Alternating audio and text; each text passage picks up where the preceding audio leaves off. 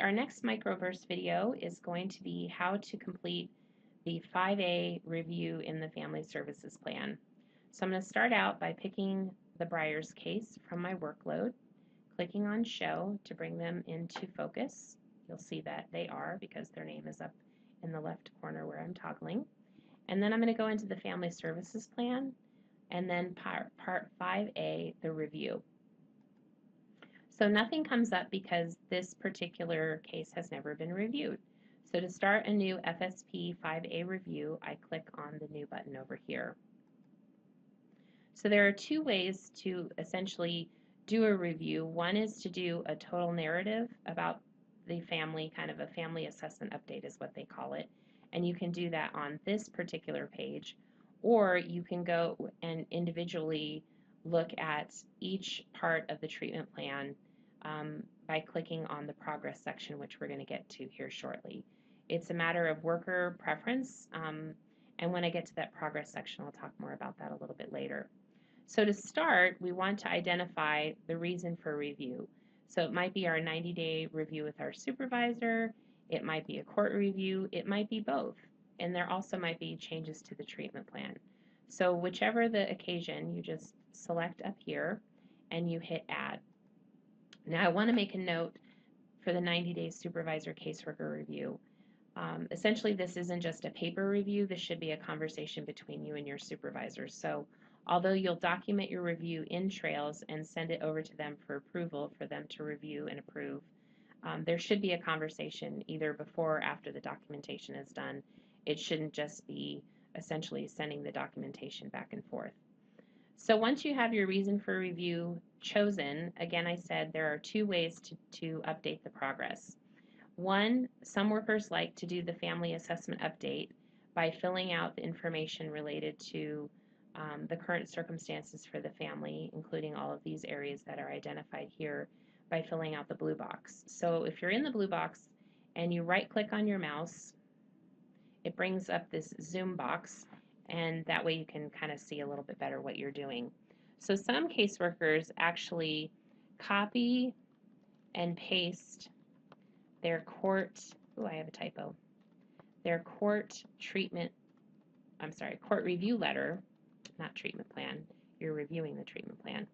So some copy and paste their court review letter into this box for their review.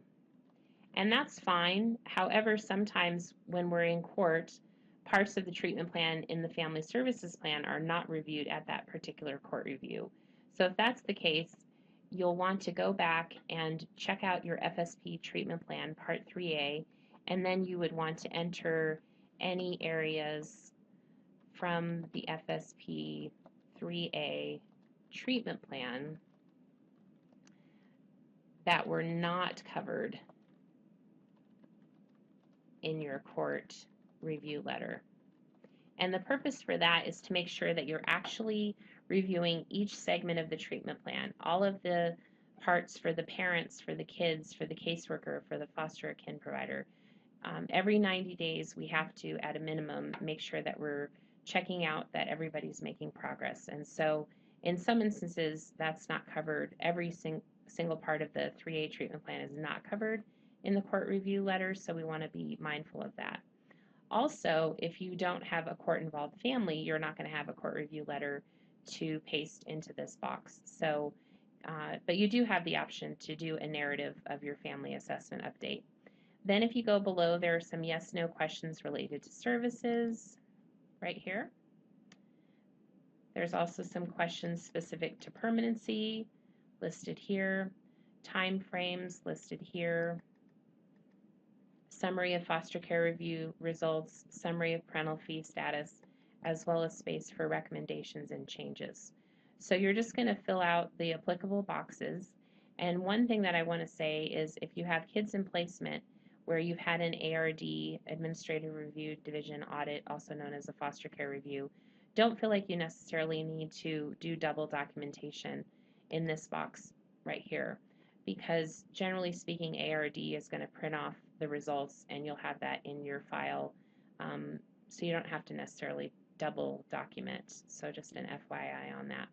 So you'll fill out and answer the questions as appropriate to the family. So again, that's one way that you can do the review of the FSP. Once you save your changes, you'll notice that this box over here on the right that says progress comes into view. So if you click on progress, it's going to pop up any treatment plans that have been created for the family. In this case, they've only had the one, but if this is a family that's had multiple involvements, make sure that you pick the right treatment plan. So this is the current treatment plan for the Briers family, so I'm going to click on OK. And what's neat is some magic happens when you click on Add All Objectives that are active. It will actually auto-populate everything that you've typed in from the treatment plan will autofill into the 5A review. So it pops up the objective and then the status, and then essentially for the objective, you're going to review the status. So if they're still working on it, you'll click on active. If it's something they've completed, you'll click on completed, and so on and so forth. So as families make progress, you can kind of check it off their list. If active objectives become completed objectives, we don't want to keep reviewing them if they've already been successful. And what you'll notice is progress has a box down here, and you can actually talk about progress for this particular objective here. So I think going through this way is actually better in my opinion, but again, it's worker style, because this way you're never going to forget to do the progress for one of the parts of your treatment plan, whereas it's a little easier to do it if you do it in that one narrative on the first page. So I'm going to hit Tab and essentially change my work, and then it shows that I forgot to indicate the outcome of the status. So actually I'm gonna kind of go back and say that they're still working on it, and the outcome for this 90 days, we can either say for this particular objective, they were partially successful, sufficiently successful, or unsuccessful. So I'm going to say that they were sufficiently successful for these particular 90 days. So once I've filled out all of these sections, the objective, the status, the outcome, and progress, and saved my work, then I have the option to click on Action Step Status, and this gives me the different action steps that have been entered from the treatment plan. Let's say step 1 was to do an evaluation and they completed that.